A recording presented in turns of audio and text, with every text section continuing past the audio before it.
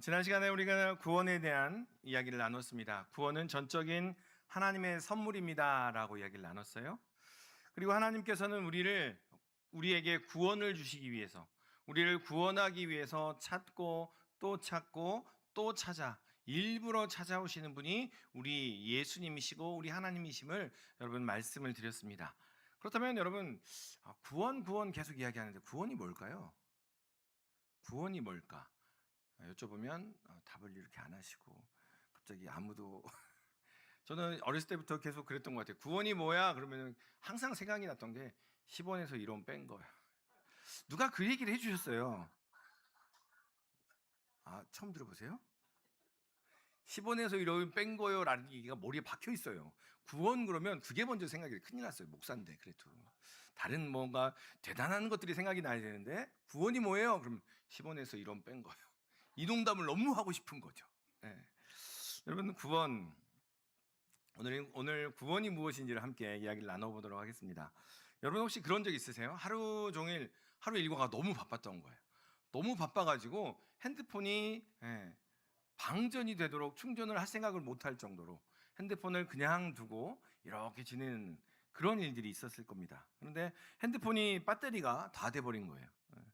여러분, 배터리가 다 된 방전된 핸드폰은 어떤 상태인 줄 아세요? 그냥 꺼져요. 그 핸드폰이 꺼져 있으면 연락을 하고 싶어도 연락을 할 수가 없고, 연락을 와도 받을 수도 없고, 그리고 그 핸드폰을 가지고 사진을 찍을 수도 없고, 비싸기는 비싸가지고 갖고 다니기는 무겁고, 벽돌과도 같은 그런 게 핸드폰이잖아요. 그렇죠? 예. 그러다가 그 핸드폰이 방전돼서 아무것도 못 하다가 핸드폰을 충전기에 딱 이렇게 꼽는 순간 어떻게 돼요? 전원을 꼽고 전원을 켜는 순간 어떤 소리가 제일 먼저 납니까? 까똑 까똑 까똑. 핸드폰 꺼져보신 분 아실 거예요. 핸드폰 껐다가 켜지면 갑자기 밀렸던 카카오톡의 알람이 계속 울리고, 그 다음에 부재중 전화도 오고요, 안부 메시지도 다시 오게 됩니다.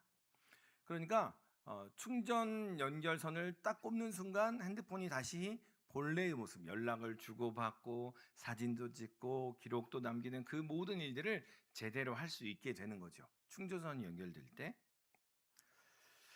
혹시 구원이 이런 게 아닐까 생각을 해봅니다. 완전히 단절되어 있고 완전히 꺼져 있다가 아무것도 못하고 연락이 와도 받지 못하고 연락을 하지도 못한 채 완전히 고립되어 있다가 예수님이라는 충전선에 쭉 연결되는 순간 우리의 본래의 모습을 찾고 우리가 완전히 회복되는 것, 그것이 바로 구원이더라라는 거예요. 배터리가 다 되는 순간 핸드폰의 본 기능은 못해요. 그냥 벽돌과도 똑같아요. 그런데 이제 완전히 회복되고 완전히 본래의 모습을 되찾는 것, 그것이 바로 구원이더라라는 거죠. 오늘 우리가 함께 읽은 그 본문에 등장하는 한 사람이 있어요. 그 사람은 어떤 사람이냐면 이 사람도 똑같아요. 꼭 방전된 핸드폰과 같이 완전히 세상과 단절되어서 무덤 사이에 살던 사람이 예수님이라는 충전선과 연결되고 나니 원래의 모습, 본래의 모습, 하나님께서 지으신 완전한 모습으로 회복되는 것, 그것을 구원받는 경험을 이 사람이 하게 됩니다. 오늘 이 이야기를 통해서 함께 구원이 무엇인지 확장해 나가고 깊이 있게 알아가는 그러한 시간 되시기를 소망합니다. 예수님께서 갈릴리 호수를 지나서 거라사인의 땅에 가요. 갈릴리 호수를 배 타고 지나가셔서 거라사인이라는 이방인의 땅에 갑니다. 그러니까 사마리아처럼 부정하고 온전하지 않아서 좀처럼 가지 않는 땅이 바로 이 거라사인이라는 땅의 이름입니다. 거기도 보면요, 유대인들은 돼지를 안 키워요. 왜냐하면 부정한 짐승이니까. 율법에서 정하는 부정한 짐승이기에 키우지 않는데, 그곳에 돼지가 있다는 얘기는 그곳이 이방 땅이고 부정한 땅이다라는 것을 의미합니다. 예수님께서 그곳을 건너가십니다. 가시자마자 땅에 딱 내렸는데 갑자기 한 사람이 예수님을 보고 소리를 지릅니다. 사람들의 이야기를 들어보니까 그 사람은 오랫동안 옷도 입지 않고요, 정신이 나가서 집에 거하지도 않고 무덤 사이에 머물던 귀신 들린 사람이라고 이야기를 하는 거예요. 그 사람을 보고 예수님께서 먼저 말씀하시죠. 당장 그 사람에게서 나오라! 라고 예수님께서 호통치듯이 말씀을 하십니다. 명령하지요. 그러자 그 귀신 들린 사람이 이야기합니다. 우와! 높으신 하나님의 아들 예수여, 내일에 상관 좀 하지 마세요. 나를 괴롭히지 좀 말고 그냥 가던 길이나 가세요. 라고 귀신이 예수님께 이렇게 이야기를 하는 거예요. 그래서 예수님께서 반문합니다. 너의 이름이 뭐냐? 그러자 귀신이 대답을 하지요. 레기온입니다. 군대입니다. 라고 대답을 합니다. 우리가 엄청 많아요. 라는 이야기를 하는 거예요. 여러분, 군부대에 보면 중대, 소대, 중대, 대대, 연대, 사단 뭐 이렇게 있잖아요. 여단 있고 막 그런 명칭이 바로 이 사단 이 귀신이 이 호칭을 쓰는 거예요. 저의 이름은 대대입니다.라고 이야기를 하는 거예요. 이렇게 많이 있어요. 우리 귀신이 이렇게 많이 있어요.라고 예수님을 압도하려고 그 이름을 군대라고 이름을 붙입니다. 그러면서 이 귀신이 이야기합니다. 그럼에도 불구하고 예수님께서 귀신을 쫓아낼 수 있는 능력이 있다는 것을 알고 계시기에 예수님께 간구합니다. 저희를 제발 무적행에 빠뜨리지 말아주세요. 저기 있는 저 돼지떼에게 들어가게 해주세요. 라고 이야기합니다. 그래서 예수님께서 허락하십니다. 그러자 그 돼지떼에 귀신이 들어가고 돼지떼가 마구 내려와서 호수에 빠져서 몰사합니다. 이 일들이 순식간에 일어나고 났는데 갑자기 한 사람이 예수님 발 앞에 덜썩 주저앉은 거예요. 자세히 보니 그 사람은 어떤 사람이었냐면 방금 전까지 귀신 들려서 무덤 위에 옷도 입지 않은 채 집에도 들어가지 않은 채 무덤 사이에 거닐던 그 사람이 귀신이 나가고 나니 말끔하게 옷을 입고 멀쩡해져 가지고 예수님 앞에서 예수님께서 말씀하시는 이야기를 듣고자 앉아 있는 거였습니다. 그 사람은 예수님을 따라가고 싶었습니다. 그 사람은 예수님께 계속 말씀을 들으며 그 말씀을 통해서 예수 믿는 것이 어떤 것인지 알고 싶어 했습니다. 그런데 예수님께서는 안 돼. 너 집으로 돌아가. 집으로 돌아가서 온 마을에 너에게 어떠한 일이 일어났는지, 어떠한 역사가 일어났는지를 이야기해줘. 그래서 하나님의 영광을 드러내라고 말씀하시는 거였습니다. 우리가 구원을 먼저 이야기하기 전에 앞서서 먼저 기억해야 될 것은 있습니다. 기억해야 될 것이 있습니다. 여러분, 하나님께서는 당신의 형상으로 우리를 지으셨음을 기억하시기를 소망합니다. 당신의 형상을 따라 아름답고 선하게 한 사람 한 사람을 지으셨다는 거예요. 여기서부터 우리의 구원을 이야기해야 될 것 같습니다. 우리 좌우에 계신 분 바라보면서 이렇게 인사 한번 할까요? 당신은 하나님의 형상입니다.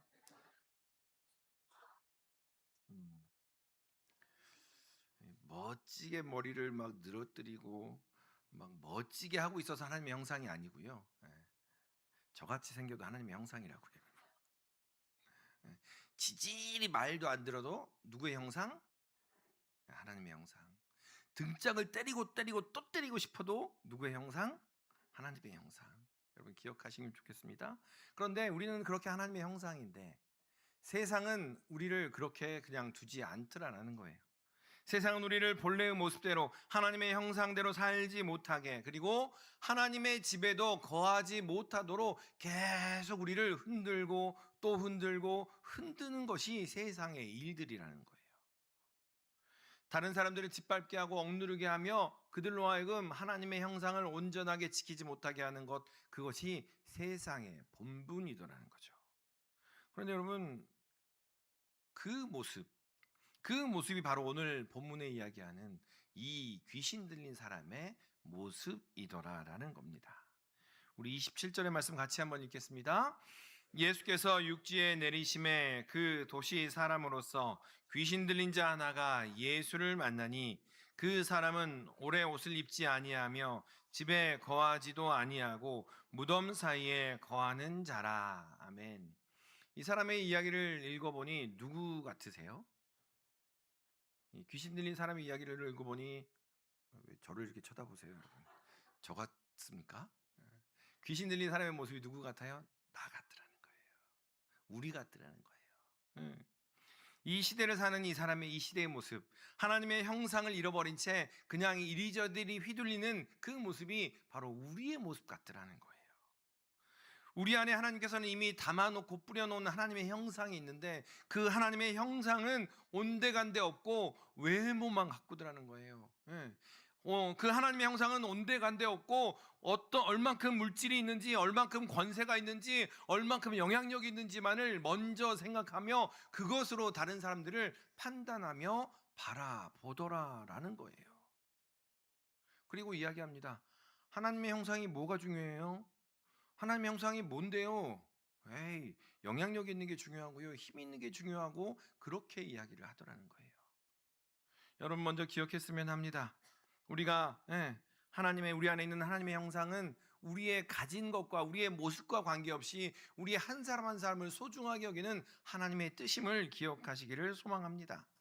그리고 더불어 이야기합니다. 이 거라사에 귀신 들린 사람은 집에 거하지 않아요. 왜냐하면 정신이 온전하지 않아서.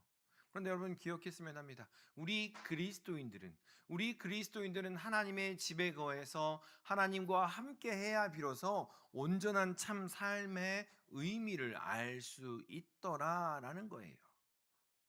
그런데 여러분 이 시대는 그렇습니다. 그 신비를 더 알려고 하지 않아요. 나는 신앙생활 1년 했고 2년 했고 10년 했고 20년 이상 했고요. 30년도 했고요. 그러니 신앙생활은 이만큼 하면 됐어요. 교회는 이런 거지요 라고 스스로 제안하고, 하나님의 신비가 얼마나 깊고 넓고 위대한지를 스스로 제안한 채 요만큼이면 됐어요 라고 머물더라라는 거예요.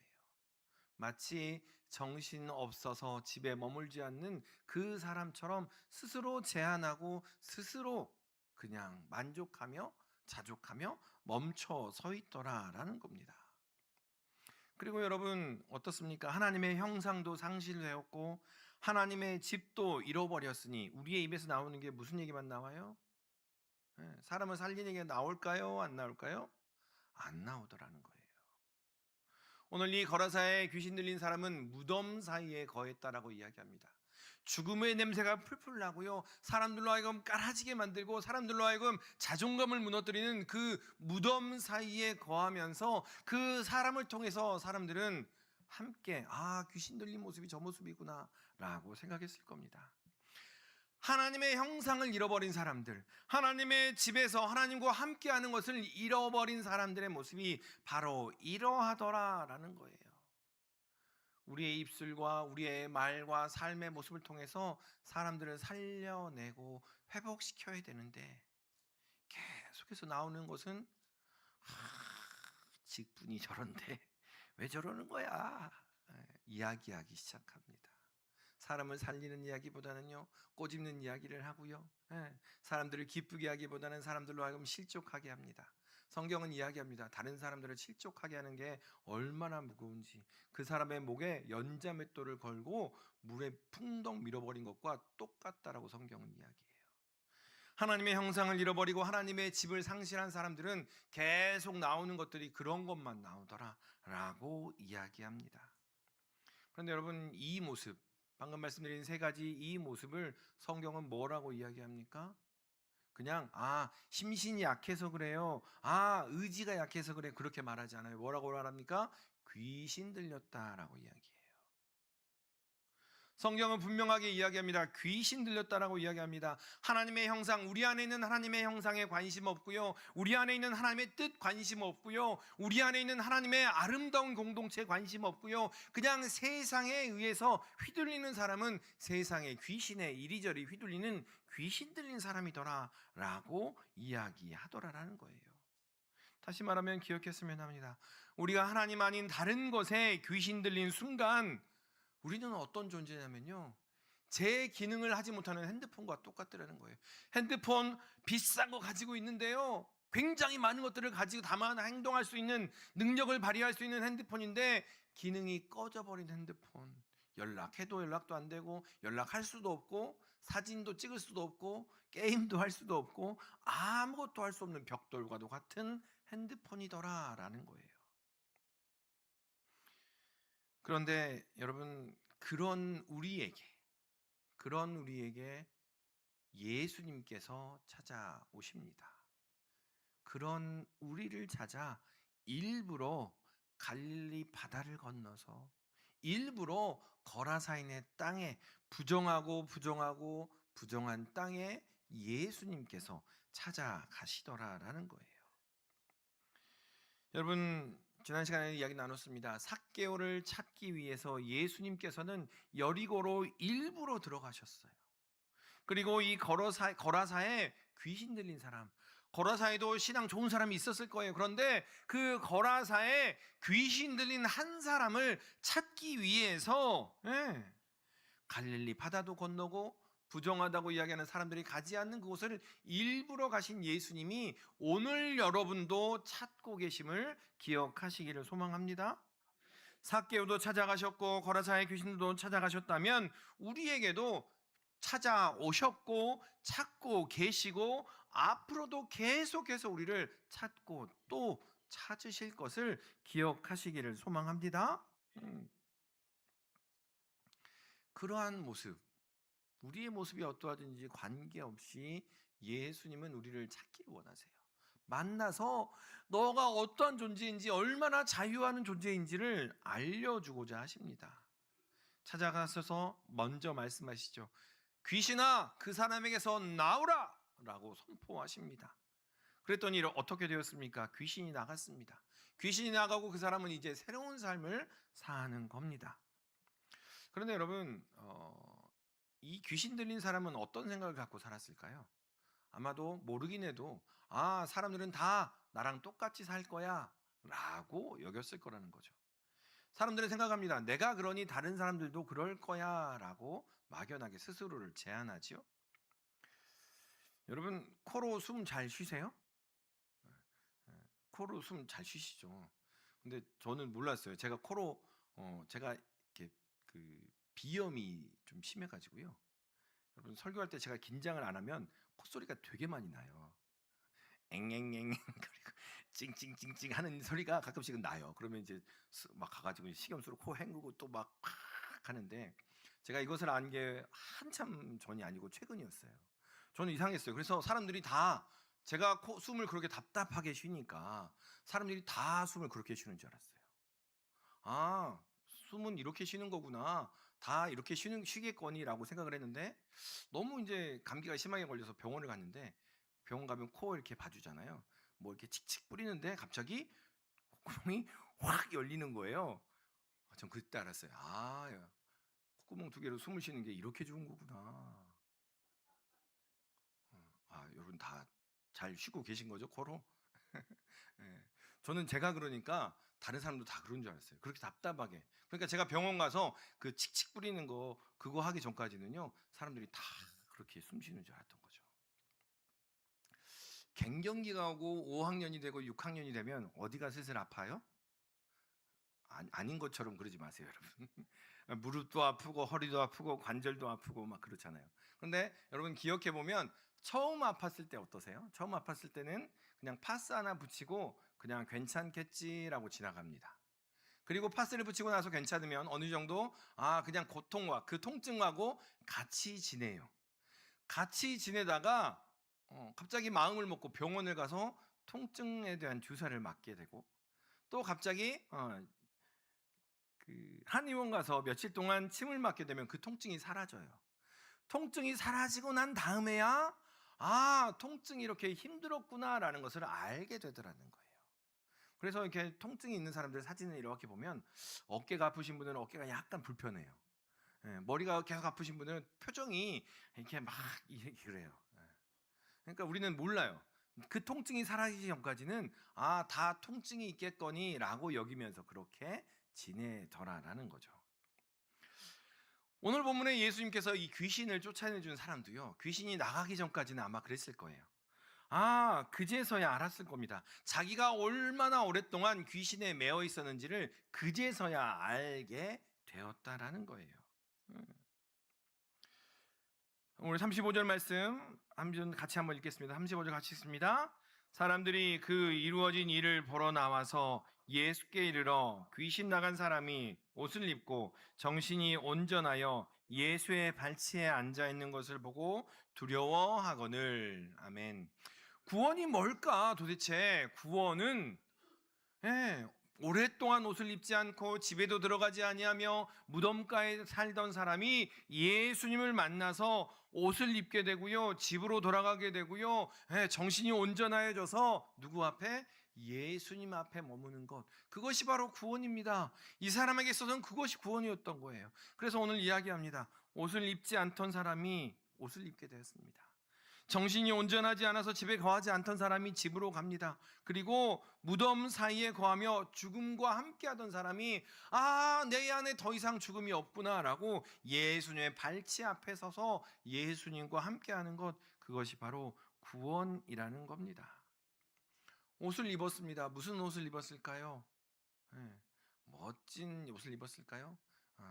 예수 그리스도의 옷을 입었음을 확신합니다. 예, 이 사람은 예수님께서 귀신을 쫓아내 주시니 예수 그리스도로 옷 입었습니다. 종교개혁자 루터는 이렇게 이야기합니다. 그리스도께서 우리의 누더기를 짊어지시고 우리에게 그분의 의의 옷을 입히셨습니다라고 이야기합니다. 그리스도께서 우리의 누더기를 벗기셔서 당신이 입으시고 당신의 의의 옷을 우리에게 입혀 주셨다라는 이야기입니다.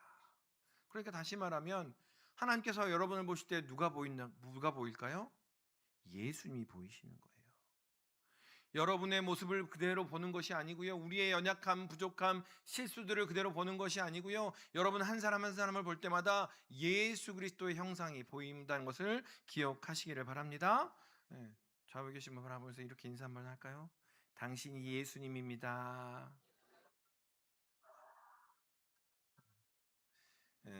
이제 어떻게 하겠어요? 예수님이라고 인사를 했으니 험한 말도 못 하겠고 좋은 말만 하시는 거예요, 여러분 아시겠죠? 계속 누군가가 이게 꼬집는 소리 하려고 그러면 당신이 예수님입니다 인사하시는 거예요, 아시겠죠? 네. 이 사람은 옷을 입었어요. 예수 그리스도로 옷 입었어요. 그리고 정신이 본래 있어야 할 곳으로 돌아갔어요. 우리가 어떠한 이유로 지음 받았는지, 왜 우리를 지으셨는지 그 의미를 찾기 시작했다라는 겁니다. 그렇다면 그 구원이 우리에게 어떻게 드러날까? 옷을 입게 되고 정신을 차리게 되고 예수님의 발치에 앉아 말씀을 듣는 것이 우리의 삶 속에 어떻게 드러날까? 그 구원이, 저를 따라서 한번 해봅니다. 나는 구원 받았습니다. 나는 구원 받고 있습니다. 나는 구원 받을 것입니다. 아멘. 여러분 예수님 믿으십니까?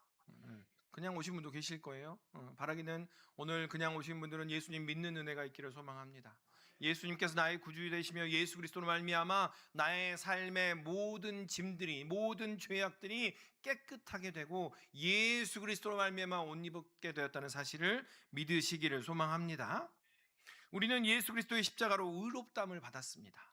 우리는 예수 그리스도의 십자가로 말미암아 양자되었다고 성경은 이야기합니다. 그래서 우리가 구원을 받았습니다. 이것을 성경은 뭐라고 이야기하냐면, 신학자들은 뭐라고 이야기하냐면 칭의라고 이야기합니다. 따라서 하면 칭의. 칭의라고 이야기해요. 우리의 구원의 근거가 우리 안에 있지 않고 하나님께서 우리를 의롭게 여기셨다라는 거예요. 여러분 예수님 믿습니다라고 해서 구원받았습니다, 예수님 믿음으로 구원받았습니다라는 이야기는 이것을 이야기합니다. 예수 그리스도로 말미암아 나의 모든 죄악과 나의 모든 연약함들이 그리스도로 말미암아 사라졌습니다. 이것이 바로 칭의입니다. 그런데요, 성경은 구원을 여기서만 이야기하지 않습니다. 여러분 이 거라사의 광인이 귀신이 나간 다음에 뭐 했을까요? 가장 먼저 옷을 입고 예수님 앞에서 예수님 말씀을 들으며 또 예수님 말씀과 함께 더불어 어떻게 살아갈까, 그것들을 배우고 훈련했겠지 않습니까? 우리도 이 시간 나와서 설교를 듣고 또 말씀을 배우고 우리의 삶에 도전합니다. 그렇죠? 예배를 드리고 난 다음에 이 예배당 밖을 나서면서 다 잊어버리고 이전처럼 살아야지 라고 생각하시는 분은 없을 거예요. 예배 드리고 나서 하나님의 말씀이 이렇구나, 이렇게 살아가야지 라고 도전합니다. 또 도전하며 또 도전하고 또 살아갑니다.